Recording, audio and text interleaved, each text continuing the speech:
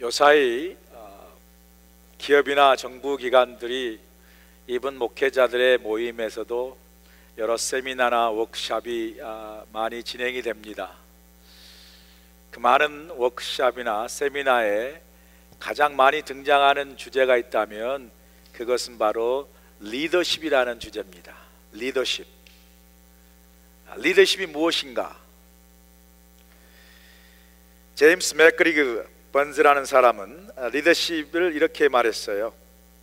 리더십은 지상에서 가장 많이 언급되면서도 가장 이해가 부족한 현상이다. 우리가 리더십을 많이 이야기하면서도 정작 리더십이 무엇인가를 모른다는 말이죠. 저는 오스왈드 샌더스 그분이 쓴 영적 리더십이라는 책이 있습니다. 그 책에서 나온 정의를 좋아합니다. 그 책에서 리더십 이렇게 정의합니다. 리더십이란 한 사람이 다른 사람들에게 영향을 미치는 능력이다. 리더십은 곧 영향력이라는 거예요.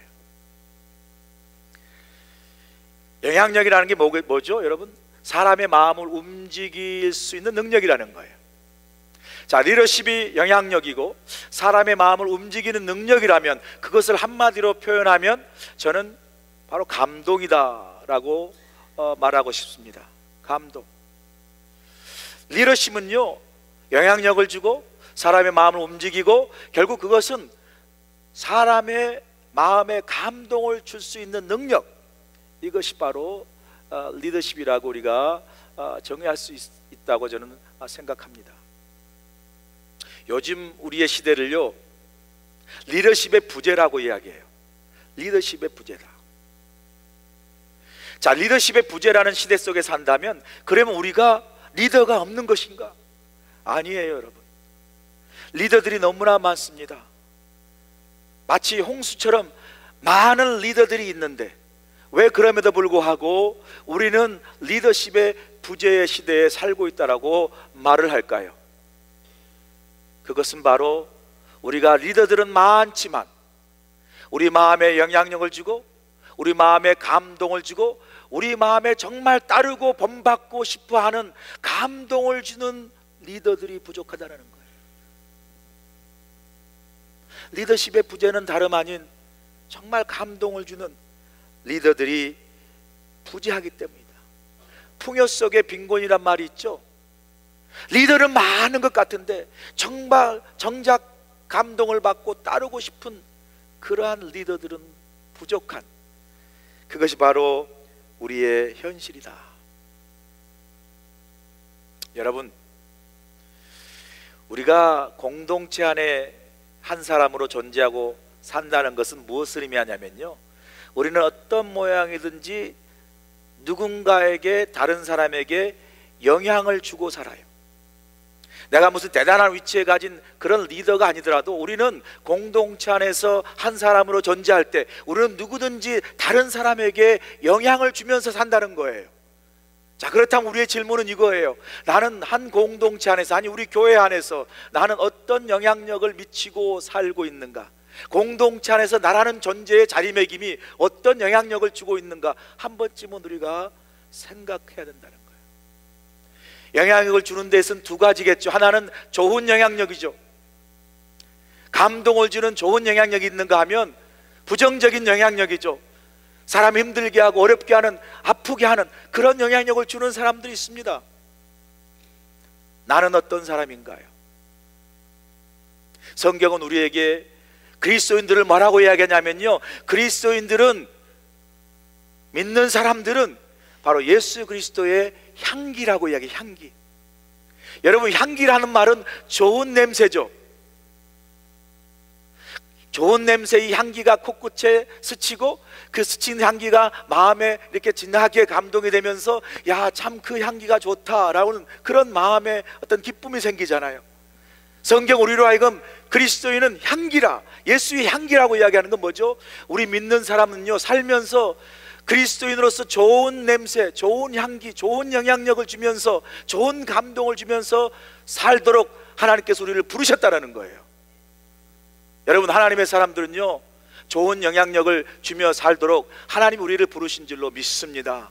향기라고 말씀하잖아요. 향기. 믿는 사람들 가운데요, 열심히 찬송하고 열심히 기도하고 열심히 예배하고 교회생활 열심히 하는데, 그죠? 그래서 정말 믿음이 좋은 것 같은데 정작 주위에 다른 사람은 그 사람을 향해서 저 사람이 이기적인 사람이고 저 사람은 속이 좁은 사람이고 이해심이 없는 그런 부정적인 사람으로 주위 사람들에 의해서 평가되는 사람들이 있어요.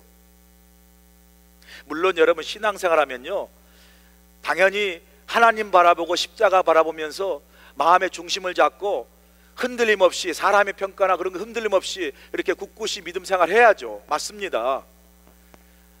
교회 생활하다 보면 이유 없이 나를 미워하는 사람이 있어요. 이유 없이 나를 싫어하는 사람이 있어요. 나를 정말 코드가 맞지 않다고 이유 없이 나를 시기하는 사람이 있습니다. 그럴 때 우리는 그 사람의 평가에 흔들릴 필요가 없어요. 그 사람은 그 사람의 이슈고요, 나는 주님 바라보면서 믿음의 중심을 잡고 온전히 걸어가면 되는 거예요.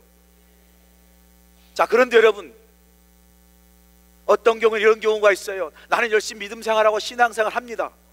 그런데 나 말고 다른 모든 사람이 나를 싫어하고 나와 함께하는 것이 어렵다라고 여기는 그러한 상황이 있다면요, 한 번쯤은 나는 어떤 사람인가 돌아볼 필요가 있어요. 다른 사람이 다 싫어하면, 그러면 내가 문제가 혹시 있지 않는가 자신을 돌아볼 필요가 있다는 말이에요. 여러분, 정말 심하면요 이런 경우도 있어요. 내가 저 사람처럼 믿으면 안 믿겠다, 내가 저 사람이 다니는 교회, 그런 교회 안 가겠다, 이런 말을 가끔 들을 때도 있어요. 그런 경험 없으세요? 우리는요 향기입니다.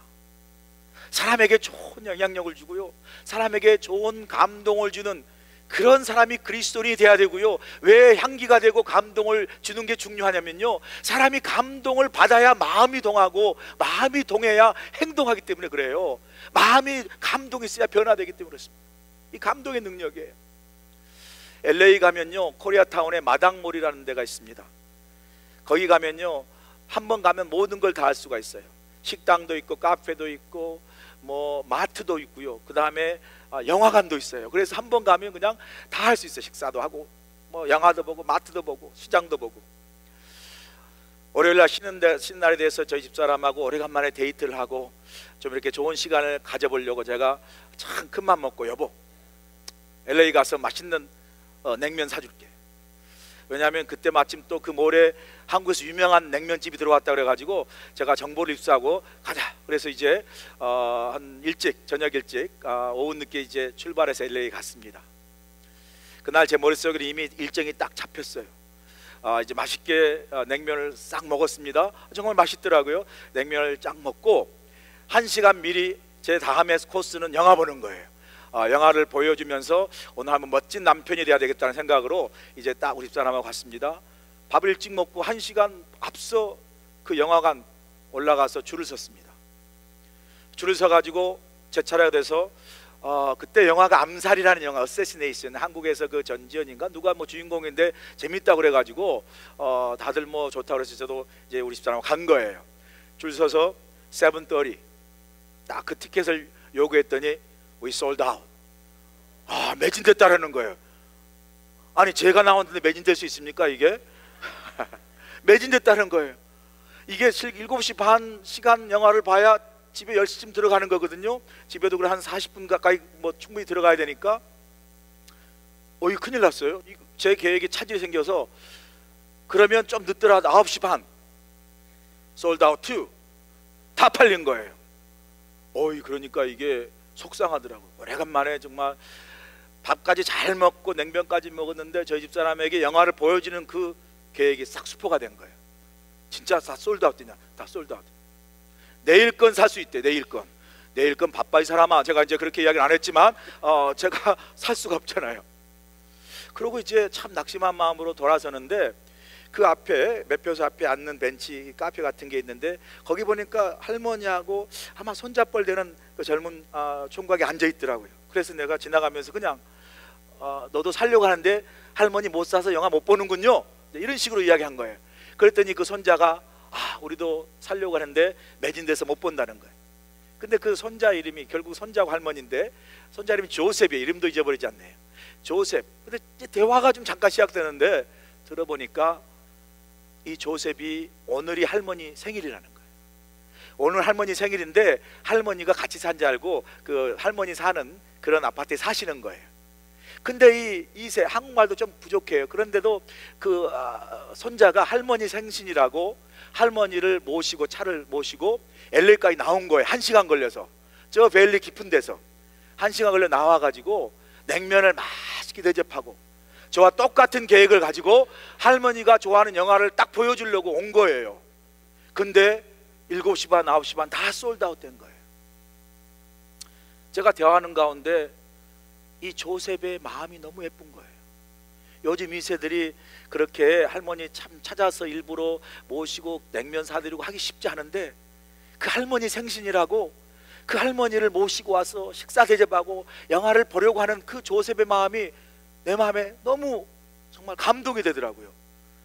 그 순간 어떤 생각이 드냐면 내가 무슨 짓이라도 이 할머니 영화를 보여드리겠다 생각이 드는 거예요. 영화가 문을 부수서라도 내가 이 할머니하고 조셉 영화를 꼭 보여드리겠다 싶은 생각이 확 드는 거예요. 막 애국심 같은 게 확 밀려오는 거예요. 막 그냥 마음에. 그래가지고 다시 줄을 서서 갔어요. 표 있냐고. 없잖아요. 제가 다 빠꾸 당했는데 표가 꼭 내가 필요하다. 내가 정말 꼭 필요하다. 저기 할머니가 오늘 생신인데 꼭 필요하다. 근데요 아무도 절대 없다는 거예요. 내일 표밖에 없다는 거예요. 몇 번 요구도 안 되는 거예요. 그래서 제가 매니저 그리고 사장 불러와 그렇게 막 때를 썼어요. 그래서 제가 막 때를 쓰니까 당황해가지고 잠깐 기다렸는데 들어가서 안 나오는 거예요. 저를 피해서 도망갔나 했더니 한 5분 10분 되니까 나왔어요. 그리고 클럭 일하는 젊은 총각이 표가 몇 개 필요하냐고 그러는 거예요. 그래서 내 4개 4개 이렇게 말하고 싶었어요. 나 정말 4개라고 말하고 싶었는데 4개 그러다 없다 그러면 어떡해요? 그건 또 낭패잖아요. 그래서 2개만 필요하다 그랬더니요 2개는 된대요. 글쎄 2개는. 그래서요 그 할머니가 영화를 봤어요. 1부 2부는 다 박수 쳤는데 그래가지고 박수 받는 것도 좋네 보니까. 여러분 사람의 마음이 감동이 되니까 제가 못 본 건 금방 잊어버렸어요. 그 할머니 할아버지 할머니하고 조셉 영화 보는 게 얼마나 그렇게 기쁘고 감동되는지요. 제가 돌아오면서요 저는 못 봐도 막 기분이 하늘같이 나를 것 같은 그런 기분으로 돌아왔습니다. 제가 여러분 감동을 받으니까 제가 할 수 없는 일까지 하더라고요. 제가 웬만하면 사장 안 부릅니다. 제가 저 아주 부드러운 남자이기 때문에 그러냐고 오케이 come back tomorrow 이러고 말죠. 뭐 매니저 부르고 나 그렇게 따지는 사람 아니에요. 근데 막 내일처럼 많이 그렇게 되더라고요. 이게 감동의 능력입니다. 감동의 능력. 여러분 사람이 움직이는 건요 이렇게 감동받아야지. 내가 어떤 직분에 있다고 어떤 직위에 있더라고 어떤 위치에 있다고 해서 명령하고 요구해서 되는 거 아니에요. 그렇게 요구하면 다 우리가 속으로 반응하는 딱 한 가지가 있어요. 뭐죠? 너나 잘하셔 이거예요. 대부분 다 그렇게 말은 표현 안 하지만요 그러한 감동이 없는 요구와 명령 직위로 되는 직책으로 되고 직분 되는 거 그거 그렇게 사람들 쉽게 따르지 않습니다. 따르지 않아요. 진짜 리더는 누구냐면요 정말 마음을 움직여서 감동하고 그러한 동함으로 따르게 할 수 있는 그러한 리더가 진짜 리더고요. 오늘 본문에서 우리는 진짜 리더를 만나게 되죠. 느헤미야입니다. 느헤미야. 저는 느헤미야의 리더십이 뭐라고 정의한다면 한마디로 느헤미야 리더십은 감동의 리더십이다. 저는 이렇게 표현하고 싶어요. 감동의 리더십. 느헤미야가 그렇게 놀라운 성벽 재건을 이룰 수 있었던 건요 그렇게 힘들고 어려운 백성들의 상황에도 불구하고 백성들이 다 느헤미야를 따라서 함께 성벽을 재건하는데 동참할 수 있었다는 것은요 총독으로 요구해서가 아니고요 총독으로 명령해서가 아니고요 오늘 본문에 보니까 느헤미야가 그렇게 백성들의 마음을 감동시켜서 그 일을 감당할 수 있는 리더십의 능력, 감동을 주는 리더였다는 사실을 우리가 오늘 본문을 통해서 볼 수 있습니다. 저는 오늘 이 본문을 통해서 느헤미야뿐만 아니라 우리 모두가 이런 감동을 주는 하나님의 사람이 될 수 있기를 간절히 축원합니다. 느헤미야 어떤 모습이 감동이 되어서 백성들이 이끌었고, 느헤미야 어떤 모습이 하나님의 감동의 사람이었는지 좀 보죠. 첫 번째 보니까 느헤미야는 어떤 모습이 감동이냐면요, 그는 총독의 많은 권세와 힘을 가졌지만 그 지위를 이용하여, 힘과 권세를 이용하여 그 권력을, 자신의 힘을 남용하지 않았어요. 보세요, 오늘 14절 15절에 보니까 이렇게 말씀합니다. 또한 유다 땅 총독으로 세움을 받은 때 12년 동안은 나와 내 형제들이 총독의 녹을 먹지 아니하였느니라. 15절입니다. 나보다 먼저 와 있었던 총독들은 백성에게서 양식과 포도주, 돈을 그들에게서 빼앗았고, 또한 그들의 부하들인 종자들도 백성을 압제하였다 그랬어요. 그 이전의 총독들은 그 직위와 그 총독의 자리를 이용해서 자신의 어떤 배를 부르고 재산을 정말 착복하기 위해서 백성들의 어떤 양식을 빼앗고 돈을 빼앗고 그 밑에서 기생하는 부하들마저도 그렇게 했다는 거예요. 그런데 느헤미야는 뭐라고 말씀을? 나는 그렇게 하지 않았다는 거예요. 나는 그렇게 하지 않았다. 총독이면요, 절대 권력, 그 당시 그 지역의 왕과 같은 거예요. 절대적인 힘과 권력을 가진 거죠. 요즘 한국 사회로 말하면요, 느헤미야는 슈퍼갑입니다. 슈퍼갑. 요즘 한국에 갑을 논쟁이 있죠. 재벌 회장 힘 많은 사람은 갑이에요. 힘없는 대리점을 운영해가지고 재벌들에게 강제 계약을 당하고 강제 판매를 당하는 이 힘없는 사람은 을입니다. 이 갑을 논쟁, 갑들이 자기 힘을 가지고 못 살게 구는, 그래서 우리가 그 갑들의 횡포를 갑질한다 그러죠. 갑질한다. 요즘요, 부모가 돈 많고 힘이 있는 그런 부모 밑에서 자란 아이들을 금수저라고 그래요. 금수저.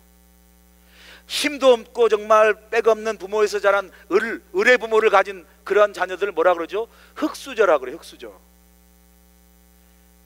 목회자들도요, 금수저가 있고 흙수저가 있습니다. 대형교회 목회자들은 금수저고요, 저희 아버님 같이 40년 시골에서 목회한 저는요, 흙수저입니다.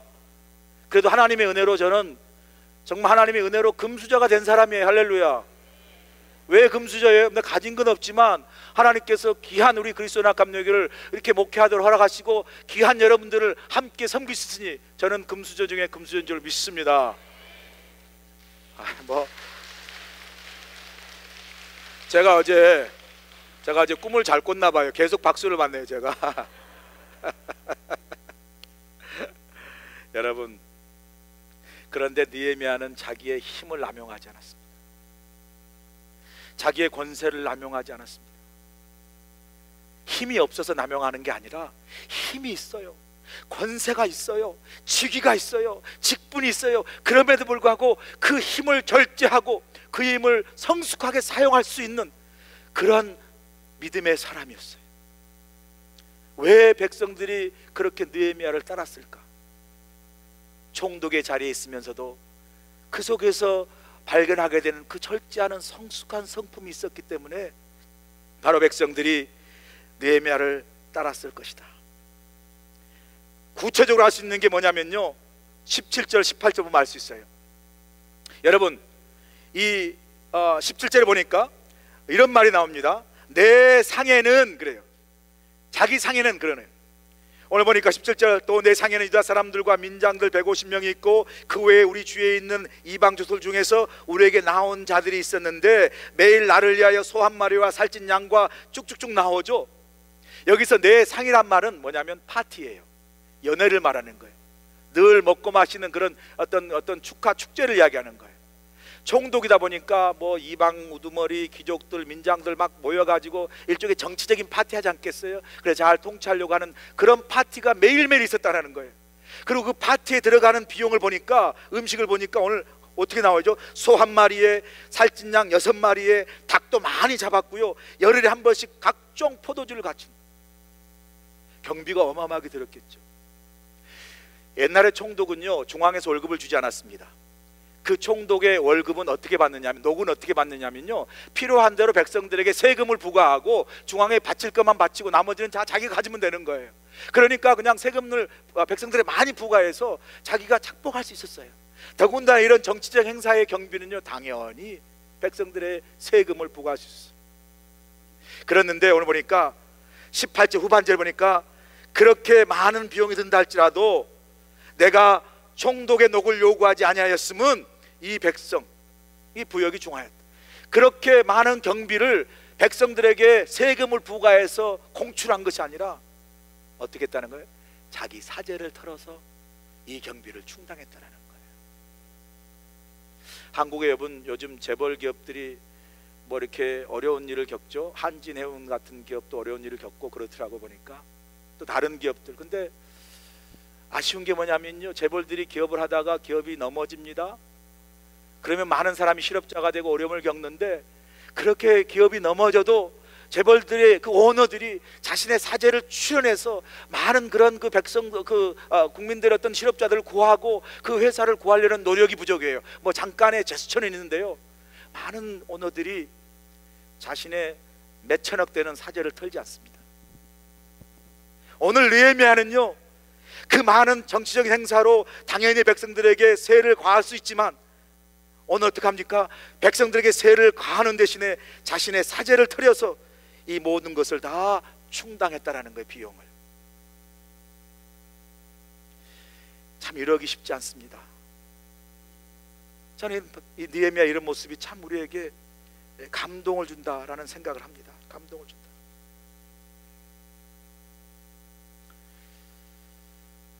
두 번째 우리가 감동을 받게 되는 것은, 느헤미야는요 참 정직하고 깨끗한 사람이에요. 정직하고 깨끗한 사람. 16절 보세요. 도리어 이 성벽 공사에 힘을 다하여 땅을 사지 아니하였고 내 모든 종자들도 모여서 일을 하였으며. 지금 느헤미야는 성벽 공사에 힘을 다하고 있었는데 그 뒤에 무슨 말이 나오냐면요, 땅을 사지 않았다는 말이 나와요. 땅을 사지 않았다는 말. 제가 이 말 속에 두 가지를 깨닫게 됩니다. 제가 성전을 건축해 보니까요, 어떤 대규모 공사를 하는 데 있어서 가장 위험한 게 뭐냐면요, 부실 공사예요. 멀쩡하게 설계도가 나오고 블루프린트가 나와서 이런 건 이런 제목으로 이런 퀄리티를 가진 물건으로 딱 하라고 되어 있는데요, 그 설계도 따라 짓지 아니하고 싼 자재, 싼 물건을 써서 짓는 경우가 많더라고요. 그리고 그 싼 물건을 사서 나온 그 차액을 자신들이 착복하는 이 부실 공사가 많습니다. 제가요 교회 성전을 다 짓고 나서 저희 교인들이 이제 마지막 파이널라이즈로 끝났다 하기 전에 와킹을 했어요. 성도들을 한 10명씩 조를 짜가지고 성전 건축한 모든 부분을 돌아다니면서 좀 점검해 보라고, 잘 됐는지 부실이 없는지. 그리고 이제 교인들이 다 점검하고 저는 2층을 맡았어요. 2층 발코니. 발코니가 있고 발코니 위에 이제 쇠로 된 이렇게 그 데코레이션이 있고 그 위에 봉처럼 이렇게 데코레이션이 있어요. 그래서 이제 잘 됐나 하고 두루루 하고 툭 하는데요, 그 봉이 그냥 툭 떨어지는 거예요. 봉이 탁 쳤는데 전 처음에 제가 엄청나게 힘이 센 줄 알았어요. 근데 갖다 댔는데 떨어지더라고요. 영역이 붙었나? 뭐 하여튼 근데 알고 보니까요, 그 안에 볼트를 넣어서 제대로 조여야 되는데 살짝 같이 갖다 얹어놨어요. 여러분, 볼트 값도 별거 아닌 것 같지만요, 그렇게 수십 기가 그게 안 써지면요 돈이 꽤 드는 돈이에요. 그거를 어떻게 하려고 그렇게 살짝 같이 얹어놨어요. 다시 시켰습니다. 이렇게 큰 대규모 공사하는 데 있어서 이런 일이 일어날 수 있는데, 오늘 느헤미야는 성벽 공사에 전념을 다하고 또 한 가지 땅을 사지 아니하였다. 이게 뭐냐면요, 이런 거예요. 한국에 예를 들어 서울에 강남에 예전에 이제 다 농가밭이었지만 강남을 개발한다는 그 개발 정보가 있잖아요. 일반 서민들은 몰라요. 그걸 입안한 뭐 국무총리고 무슨 장관이고 이런 사람들은 그걸 압니다. 그럴 때 그 정보를 이미 알고 땅을 막 사둬요. 그래가지고 막상 개발하면요, 그 땅이 천정부지로 올라갑니다. 그 시세 차익으로 돈을 착복한 사람들이 많았어요. 이분 요즘도 청문회 하면 그 정도는 아니겠지만 뭐 이야기합니까? 이 장관 후보, 이 국무총리 후보가 위장 전입했다라는 거예요. 그래서 뭐 아내 이름으로, 이분 초등학교 학생 이름으로 땅을 샀다는 거예요. 그리고 많은 것들을 착복했다는 그것 때문에 막 소리를 뭐 굳게 싸우고 그렇지 않습니까? 느헤미야 시대도 그랬던 것 같아요. 성벽 공사라는 데 있어서 그 다음에 땅을 사지 않았다. 여러분, 그 전에 총독들은요, 아마 그런 공사가 있으면 땅을 사서 나중에 그 땅을 통해서 자기의 이익을 착복하고 재산을 착복하는 그런 일을 했다는 거죠. 그런데 느헤미야는 그러한 땅으로 자기네 어떤 자리를 이용해서 부당하게 재산을 착복하는 그러한 부정직한 일을 하지 아니하고 정직하고 깨끗하게 살았다라는 거예요.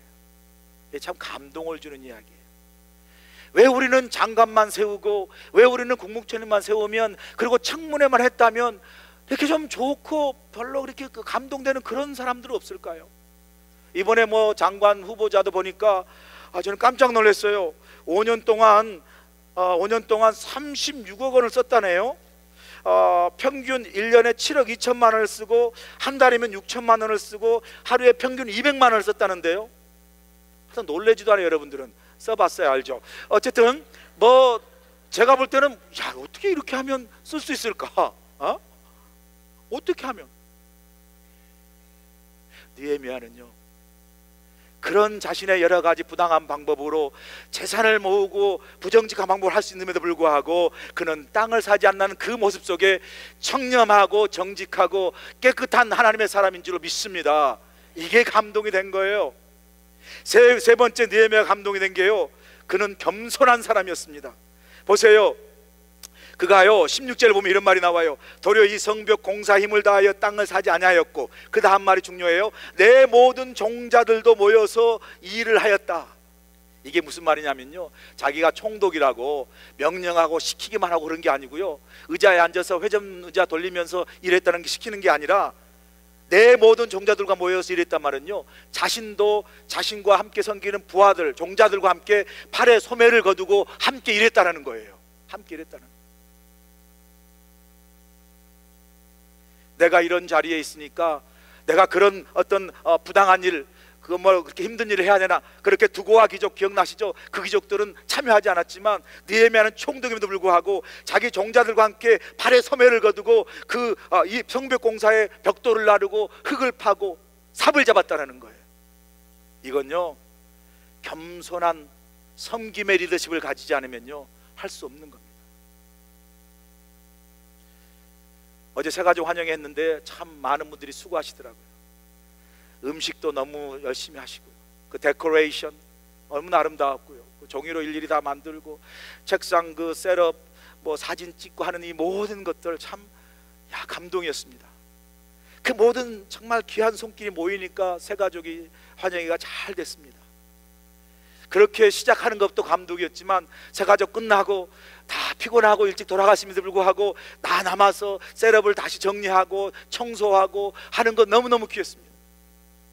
우리는 다 꽃을 좋아하고 열매를 좋아하지만 그 꽃과 열매를 갖추기 위해서 수고는 하지 않으려고 할 때가 많잖아요. 꽃은 좋아하지만 정원을 가꾸기 싫어할 때가 많아요. 무대보다 무대 뒤에 있는 그 커튼 뒤에 자리를 좋아하지 않습니다. 그러나 여러분, 무대 뒤의 자리, 파티 뒤에 남은 사람, 화단을 가꾸는 사람이 정말 겸손히 섬기는 사람인 줄로 믿습니다. 그런 귀한 손길들이 모여서 참 아름다운 새가족 환영회를 갖게 됐어요. 정말 감동이었습니다. 그러면 제가 오늘 이 느헤미야 감동을 생각하면서 이런 생각하는 거예요. 느헤미야가 이렇게 정말 감동의 리더십을 가지고 하나님 앞에 감동을 주는 사람으로, 또 우리가 이 말씀을 보면 참 감동을 주는 귀한 사람, 하나님의 사람으로 서게 됐는데 궁금한 거예요. 도대체 무엇이 느헤미야로 하여금 이런 감동의 사람이 되게 했을까? 도대체 무엇이 느헤미야로 하여금 그런 많은 유혹과 많은 어떤 권세, 힘을 가짐에도 불구하고 겸손하게 하나님의 사람으로 감동을 주는 사람이 되게 했을까? 그 원동력은 무엇일까? 보니까요, 말씀 속에 있어요. 첫 번째, 그가 그런 사람이 될 수 있었던, 감동의 사람이 될 수 있었던 이유는요, 그가 하나님을 경외하였기 때문에. 15절 보세요. 나보다 먼저 있었던 종독들은 백성에게서 양식과 포도주와 또 은 40개를 그들에게 빼앗고 그들의 종자들도 백성을 압제하였지만, 그 다음이 중요해요. 나는 하나님을 경외함으로 이같이 행하지 아니하였다라는 거예요. 나는 하나님을 경외하는 거예요. 내가 그렇게 할 수 있지만 나는 사람 앞에 사람 인정이나 사람의 평가나 사람의 어떤 칭찬에 서지 아니하고 하나님이 나를 보시기에, 그죠?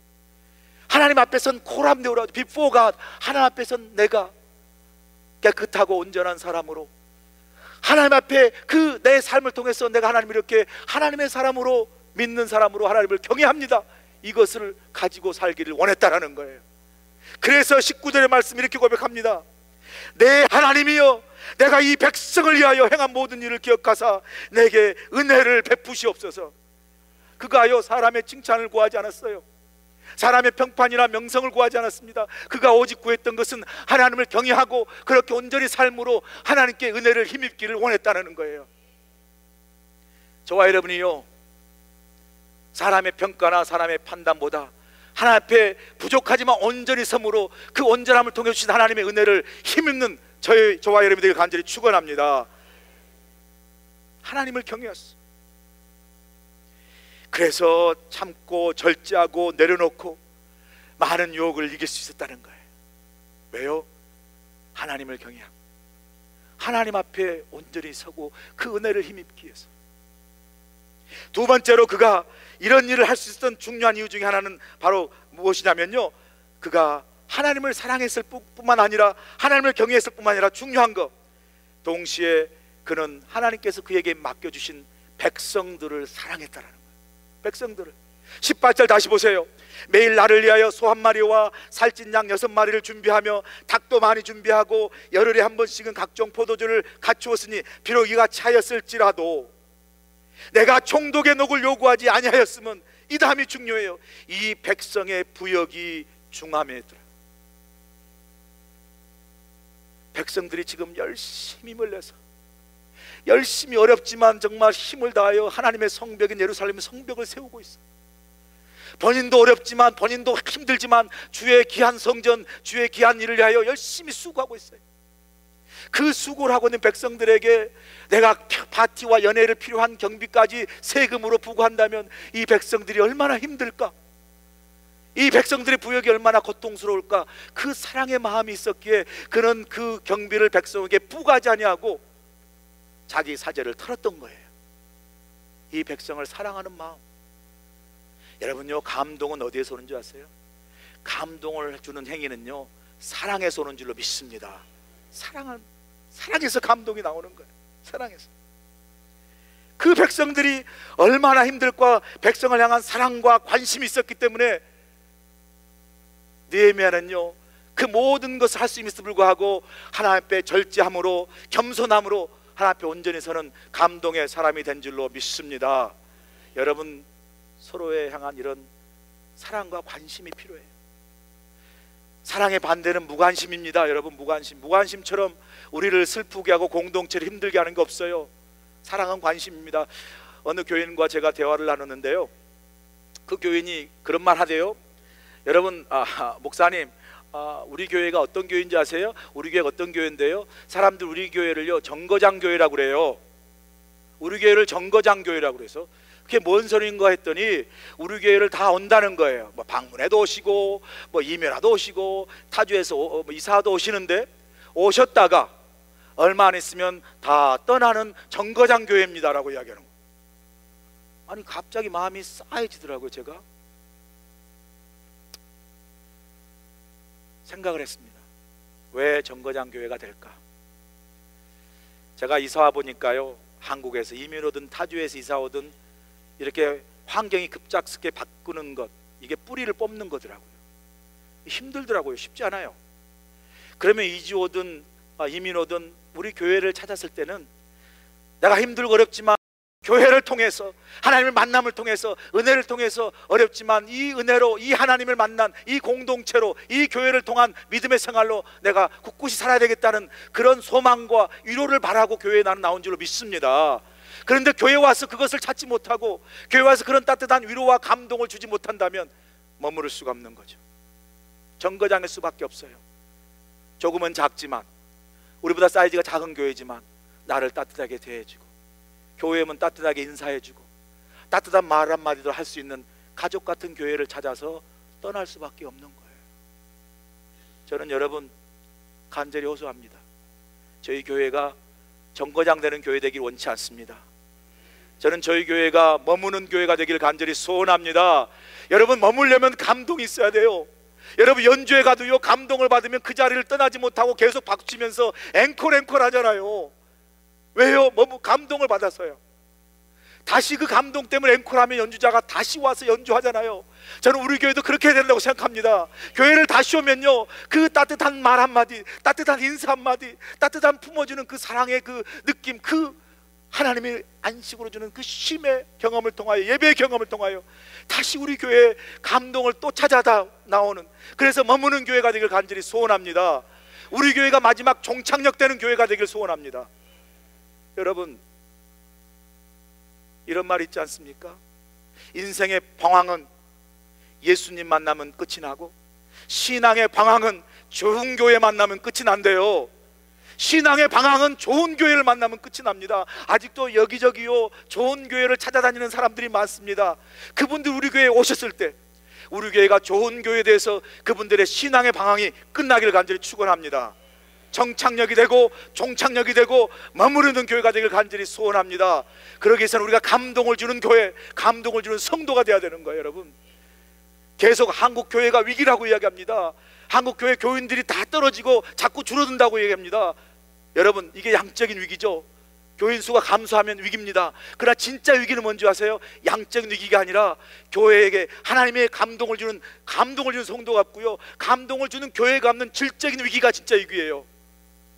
저희 교회가 정말 누구든지 와서 감동을 받고 감동을 주는 교회가 되길 간절히 소원합니다.